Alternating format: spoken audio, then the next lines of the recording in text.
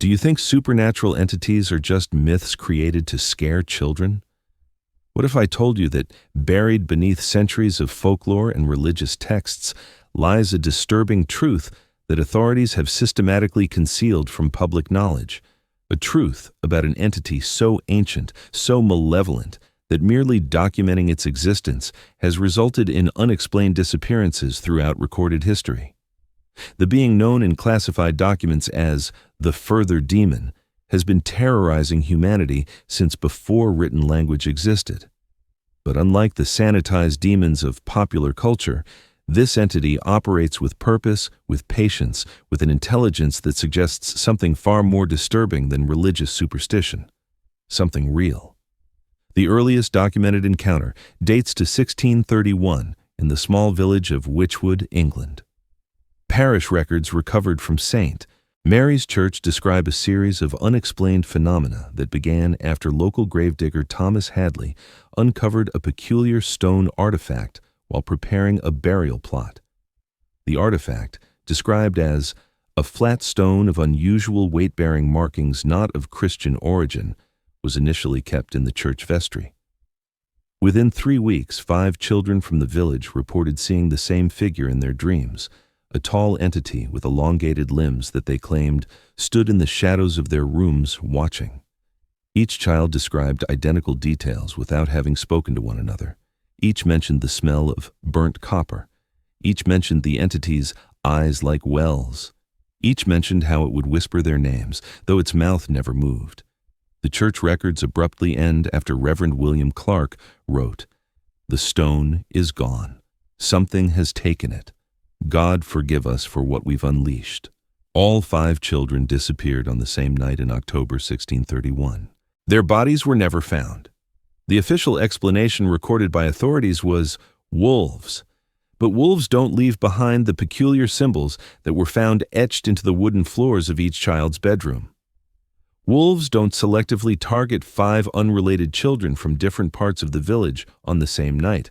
And wolves certainly don't leave behind no tracks, no blood, no evidence of forced entry. Reverend Clark was found dead 3 days later, his journal clutched in his rigged hands.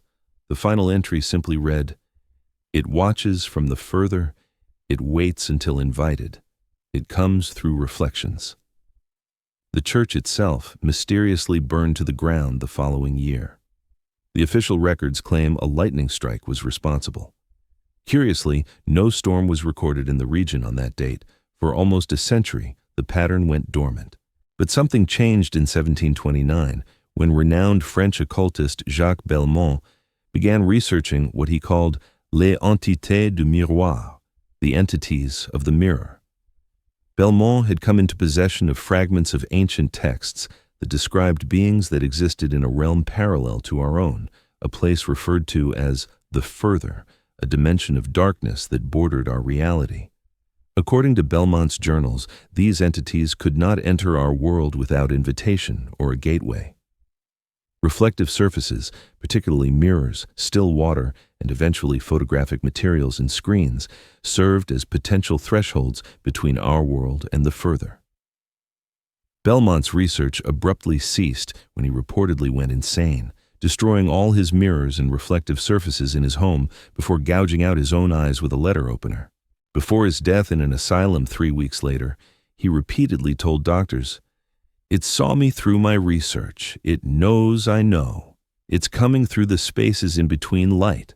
The doctors dismissed his ravings as the product of mental illness, but they couldn't explain the strange symbols found carved into the walls of his cell, identical to those discovered in the homes of the missing Witchwood children a century earlier.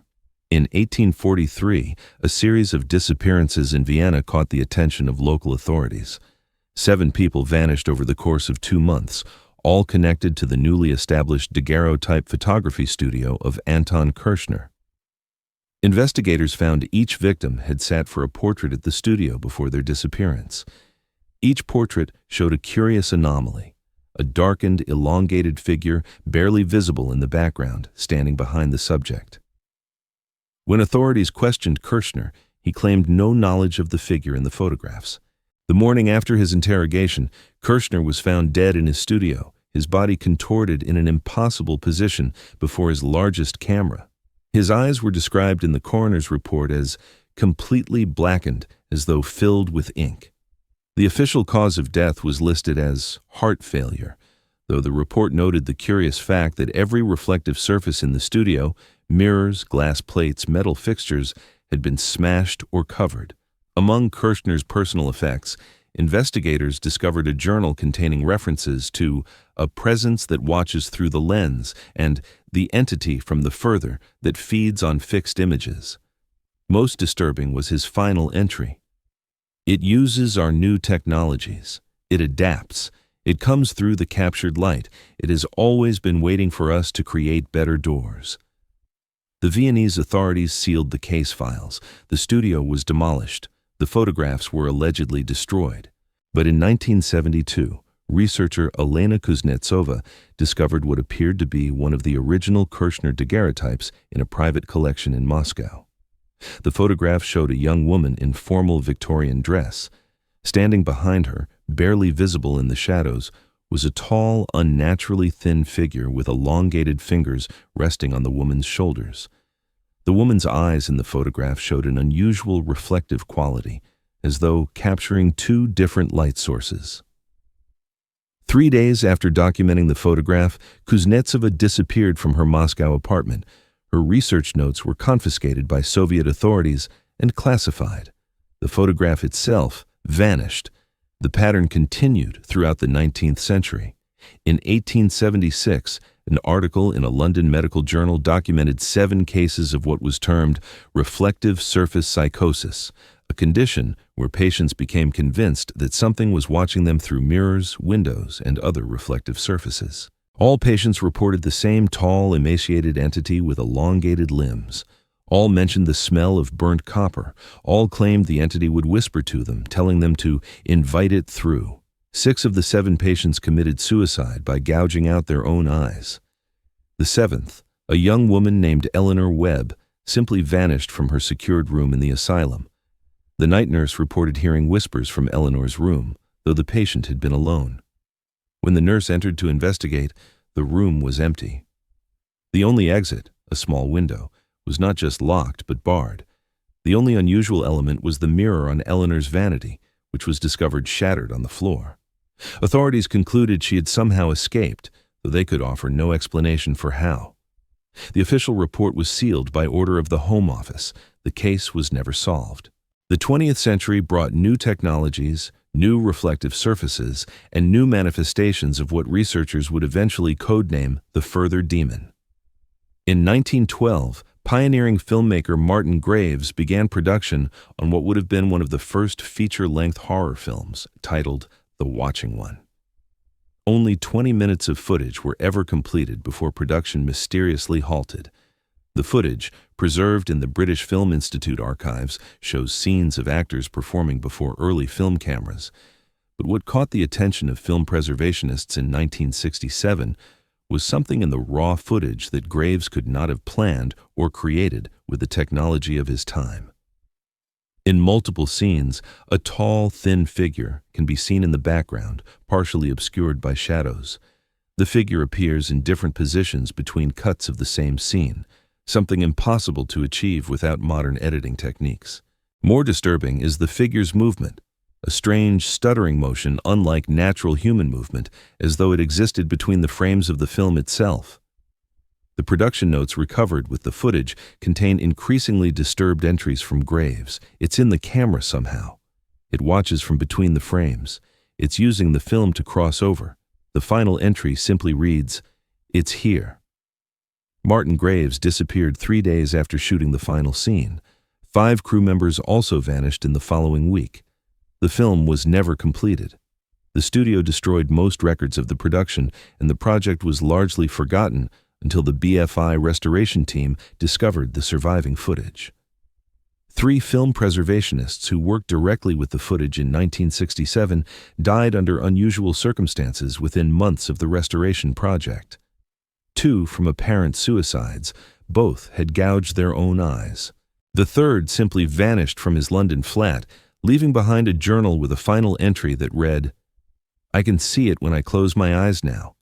It's no longer confined to the film. I've given it a way through. The footage was sealed in the BFI archives. In 1998, when a graduate student requested access for research purposes, officials discovered the film canisters were empty. The footage had vanished. The pattern accelerated throughout the 20th century. In 1947, 12 residents of Mapleton, Oregon, reported seeing the same entity in their television sets during the first week the devices were installed in their homes.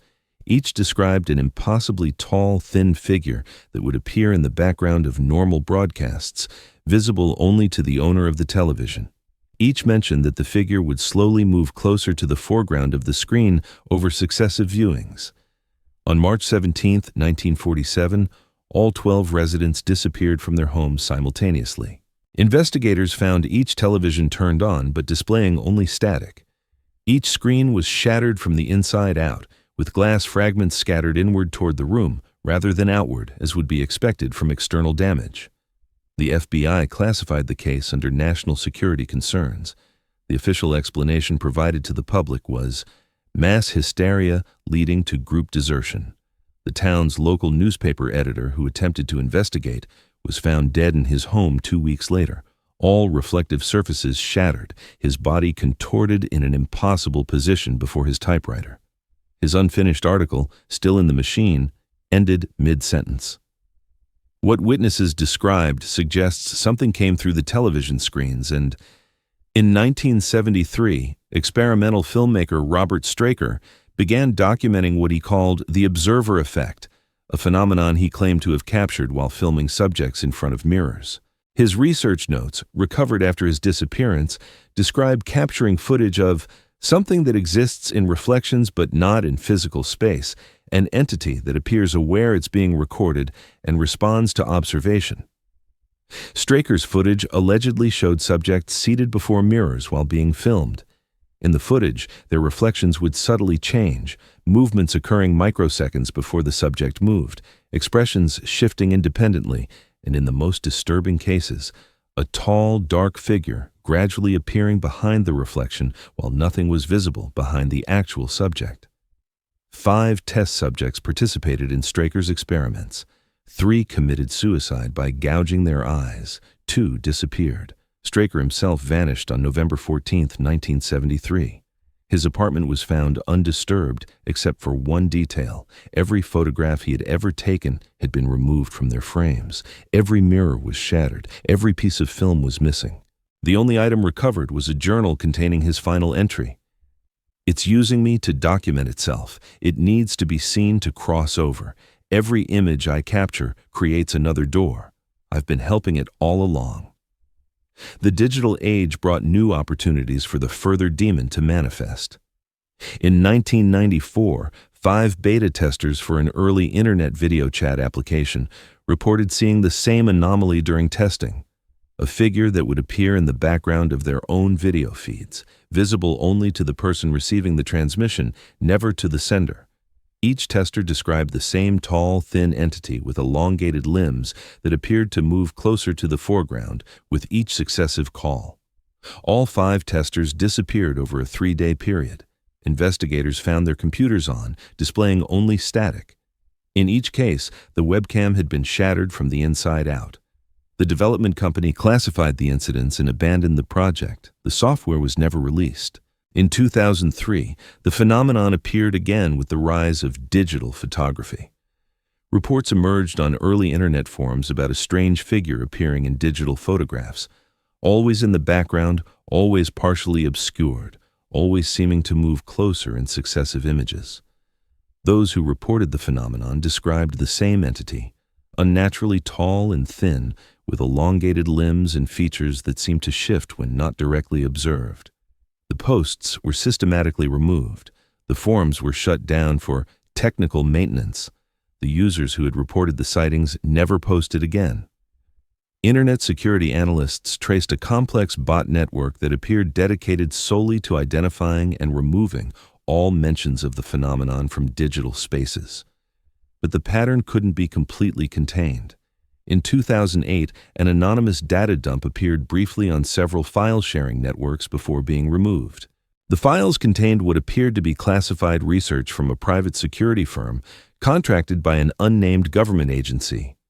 The documents detailed what was referred to as visual cognition hazard number 37, an entity that could manifest through digital and analog visual media. The report contained testimony from researchers who had tracked the phenomenon across multiple technologies and centuries. One passage stands out. The entity appears to have existed in a parallel dimensional space that intersects with our reality through reflective surfaces. Historical accounts suggest it has always been present but limited in its ability to cross over. The proliferation of reflective technologies, mirrors, photographs, film, television, digital screens, has created exponentially more doorways through which it can manifest. Current data suggests it requires observation to fully materialize. The act of being seen somehow strengthens its presence in our reality. The document continued. Subjects who observe the entity directly report sensing its awareness of being observed. The entity appears to use this observation as a means of establishing connection with potential victims. Once connection is established, manifestation follows a predictable pattern: initial appearance at a distance, followed by increasingly closer proximity and subsequent observations, culminating in direct contact and victim disappearance. Most disturbing was the section titled Proliferation Concerns. The exponential increase in cameras, screens, and networked visual devices presents an unprecedented opportunity for entity manifestation. Current containment protocols cannot scale to address the billions of potential access points now available globally. Recommend immediate implementation of visual recognition algorithms to identify and suppress digital evidence of manifestation. The files disappeared from networks within hours of being uploaded. Users who downloaded them reported their storage devices failed catastrophically. Internet security researchers who attempted to verify the leak disappeared. Their hard drives were found physically destroyed, as though crushed from the inside out. In 2013, the phenomenon took a new form with the rise of streaming video platforms. Multiple content creators independently reported capturing strange anomalies in their recordings. A tall, shadowy figure barely visible in the background that viewers would comment on, but that the creators themselves could never see during filming. In each case, the figure would appear progressively closer to the foreground in subsequent videos. 7 creators who acknowledged the phenomenon in their videos disappeared between 2013 and 2015. In each case, their final uploads showed them addressing the entity directly, attempting to document it. Each final video ended with visual distortion and abrupt termination of the stream. Investigations found their recording equipment destroyed, all screens and cameras shattered from within. Their channels were removed from platforms for terms of service violations. Their names and cases remain unconnected in public records, but patterns emerge for those willing to see them. Most recently, in 2023, multiple users of augmented reality applications reported seeing the same anomaly: a tall, thin figure that would appear at a distance when viewing the world through their device cameras. The figure would not be visible to the naked eye, only through the digital interface. Users reported the entity would appear closer each time they used the application, eventually appearing directly behind them in the display. 17 users who reported the phenomenon disappeared over a 2-month period. Investigators found their devices still active, cameras shattered from within. In each case, the final images in the device cache showed the same tall, elongated figure standing directly behind the user, elongated fingers reaching toward them, though security footage from the same locations showed the users had been alone. The application was quietly updated. The reports ceased. The cases remain open, but inactive. The pattern is clear to those willing to see it.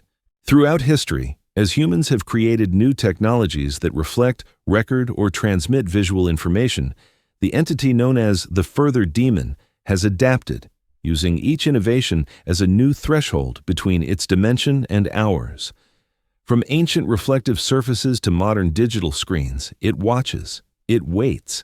It finds those who notice it. It uses their recognition to strengthen its manifestation. What the classified documents refer to as the further appears to be a parallel dimension that intersects with our reality through visual technologies. The entity exists there, but can cross over when observed. The act of being seen somehow anchors it to our world.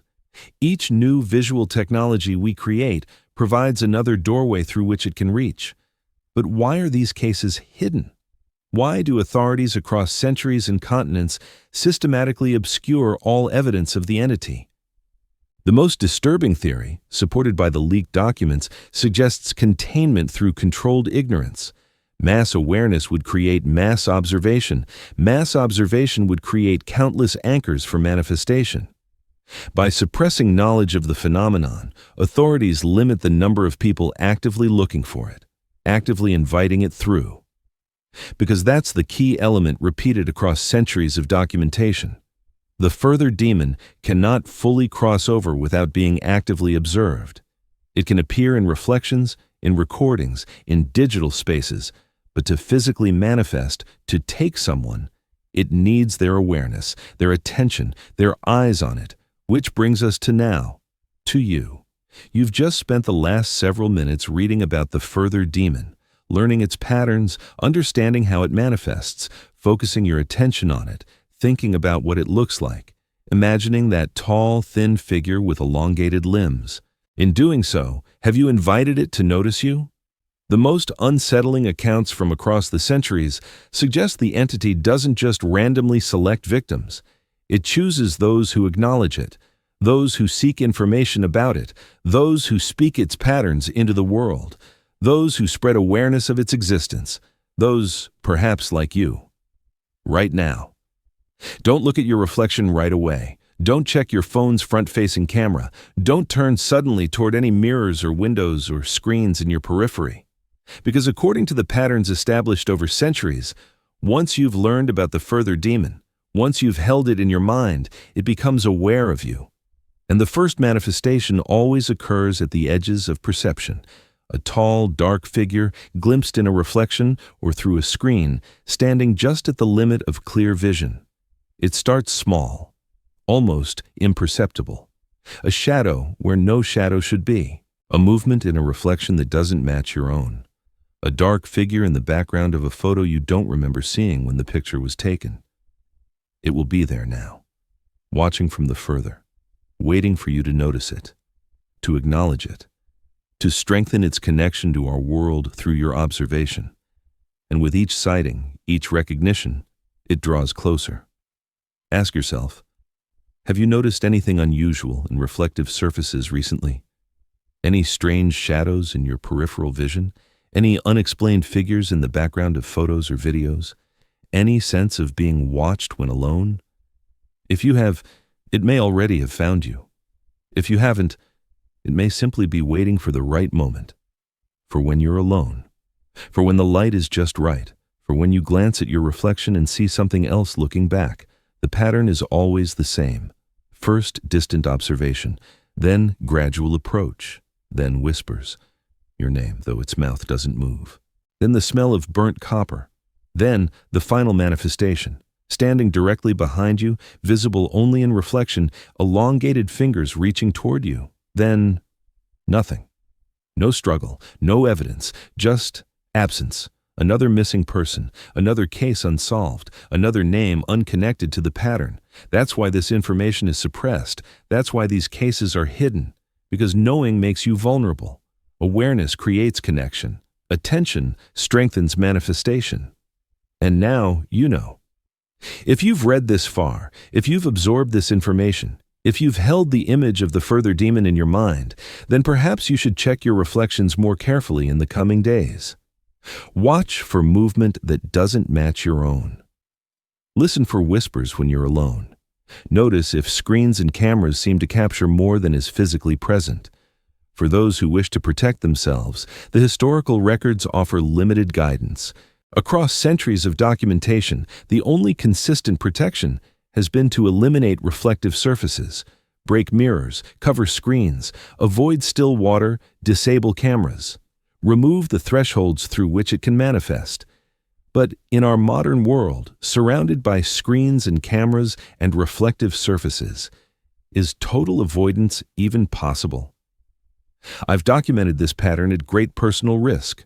Already I've noticed changes in my own reflections, movements that don't match my own. A tall presence at the edge of mirrors. The faint smell of burnt copper when I'm alone. The sensation of being observed through my own devices. It knows I'm spreading this information. It's found me through my research. If you're reading this and I've suddenly stopped posting, stopped communicating, vanished from online spaces, you'll know why. You'll know what found me. You'll know what took me to the further. But perhaps there's a purpose to this risk. Perhaps by making you aware, by making many aware, the pattern can be broken. Perhaps widespread recognition of the entity could somehow weaken it rather than strengthen it. Perhaps this time we can expose what authorities have hidden for centuries. Or perhaps this awareness is exactly what it wants. Perhaps it has always sought wider recognition, greater manifestation, more doorways into our world. Perhaps those who tried to conceal its existence were right to do so. If you found value in this revelation, if you believe others should be warned, share this information. Comment "I see it now" to acknowledge you've read to the end and understand the implications. Subscribe for more hidden truths that authorities don't want revealed. Turn on notifications to be alerted if I'm able to share more findings. But remember, in doing so, you spread awareness, you create more observers, you open more doorways. And it's always watching, waiting, approaching, one reflection at a time. Do you feel that sensation now, that prickling awareness of being observed? That's the first sign. It knows you know. Don't turn around too quickly. Don't check your reflection just yet. But eventually, you'll have to look. And when you do, will you be alone